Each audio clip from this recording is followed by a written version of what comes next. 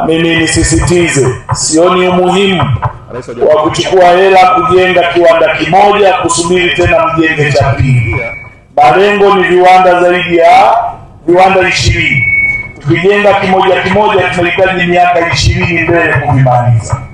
Maana yake ni lazima tubadilike. Katibu mkuu, tafuteni timu ndogo ya wataalamu waje waangalie hichi kiwanda viability yake, uwepo, uwezo wake, na kama kina uwezo wa kutengeneza faida. Shirikiana na mrajisi na wataalamu waliopo wizarani. Mkipata matokeo tujielekeze kutafuta fedha, hata waanze kujenga vinne, viwili hapa, viwili Tanganyika,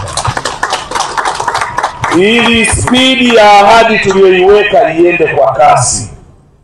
Na wataalamu wa fedha wazuri, wachumi wazuri, wanaweza wakatengeneza mchanganuo mzuri ukatupa sura tukajielekeza huko.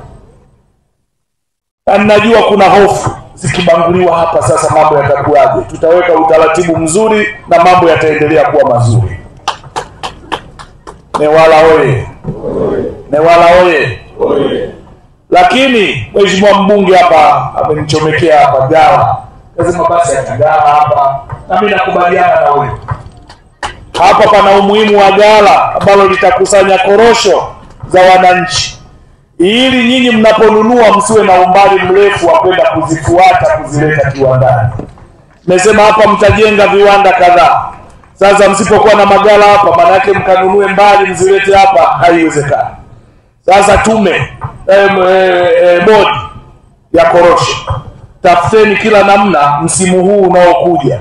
Tafuteni fedha, anzeni kujenga gala moja hapa ambalo litawezesha kuanza kutekeleza hilo kwa vitendo. Ili tukiwa na korosho hapa karibu, sasa meneja wa CRDB ananiangalia, wewe hatukuhitaji sasa, wewe jielekeze kwenye viwanda kule ndo tunataka.